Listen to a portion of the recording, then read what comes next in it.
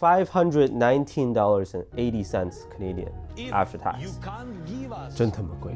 can't give us some financial support, okay.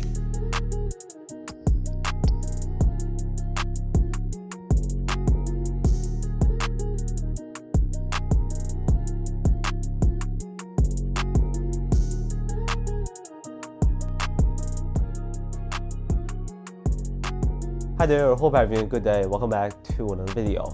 So yeah, I got the Skechers in. Both of these are 150 US dollars or 230 Canadian dollars. Filthy price tag for what you get. There are some bright spots about their performance, but also a huge problem with one of them. I was super excited and curious about these. But to be absolutely honest, they probably made the most money out of content creators and sneaker reviewers so far. Anyways, this is a highly competitive market that they're entering. So even if they do end up signing Joel Embiid, there's still a long way to go. I mean, if his shoes were selling that bad with Under Armour, how will Skechers all of a sudden turn people's heads with these Payless shoes colorways? However, here on this channel, we always care the most about performance. So here we go. There's a quick look at the box that they come in. They did list out the tech features and all that on there, but with a brand new product line, you'll never learn much about a shoe from just its product description and those fancy names they come up with. All right, we'll start with the SKX RESAGRIP. I can't speak for everyone, but I was more interested in these versus the other one.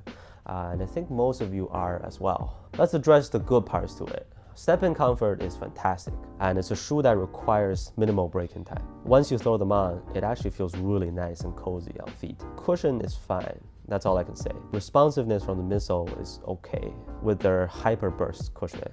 A good thing is that the foam remains to be very light, and the shoe in general is lightweight too. As a mid-top, my size 10 pair is 410 grams. With the thin mesh upper, the materials are breathable, but no premium touch to it, and containment is just alright. Not the most supportive out there. So aside from good comfort and core feel, just average cushion. Now traction was pretty bad. If the comfort level was a 9 out of 10, the grip was probably like a 4 or 5 out of 10. So my usual court is a very dusty one, and the RESAGRIP just couldn't get a pass against dust. I wasn't able to get to a hard stop consistently. My feet would slide around quite a lot, like pivoting and turning. Zero squeak to it also. And it wasn't like they broke in and got better. At least so far, nope. So yeah, unfortunately, this also has a poor grip.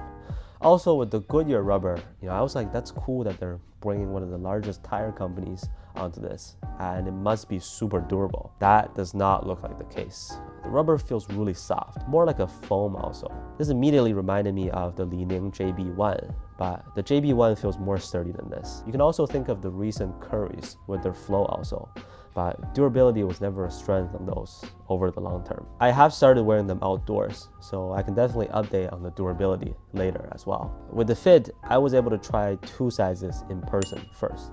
Going true to size is good width-wise, but length-wise, I had quite a bit of room at the back, and I was wearing basketball socks on that day.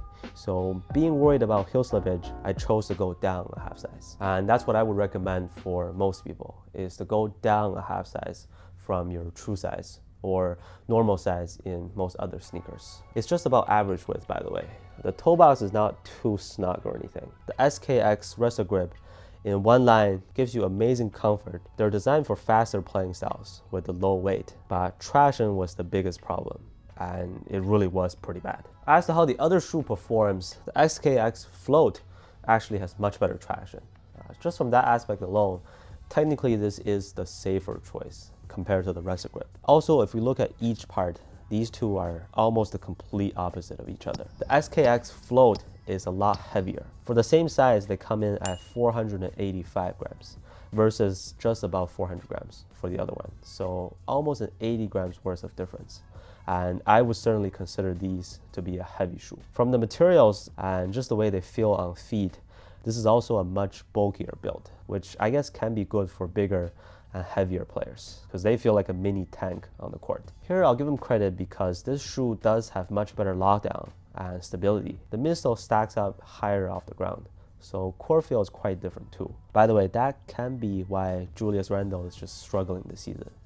I mean, struggling is a polite way to put it. He should have been wearing these more over the other, but instead, guy thinks he's a guard with good handles and shooting. Anyways, to quickly summarize how the SKX float compares to the other, they're more stable, has better grip. The outsole feels more durable too, but it comes at the expense of having a heavier build that may slow you down on the court. Like, this feels like a typical find at Walmart or Payless shoes. I was gonna say Costco, but they don't have basketball shoes. Like, solid, they'll work just fine, but now for 150 USD. Overall, I wouldn't say these are bad shoes, because this one in particular has amazing comfort, but traction was terrible on it. Durability is questionable as opposed to how they advertise it. And most importantly, that price tag is very nasty. I almost wish that they could combine the two with the comfort and weight of the RESAGRIP, traction and sturdiness from the float.